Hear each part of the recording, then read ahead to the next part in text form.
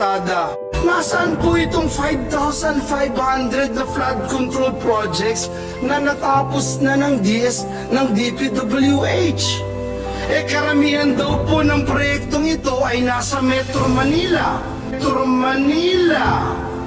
Pero nakita naman po natin kung paano pinalubog ng baha hindi lang ang mga kababayan natin, kundi ang maging mga bus, mga truck, at lahat ng na-stranded sa mga kalsada.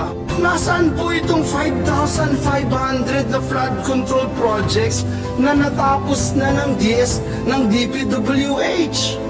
Karamihan daw po ng proyektong ito ay nasa Metro Manila.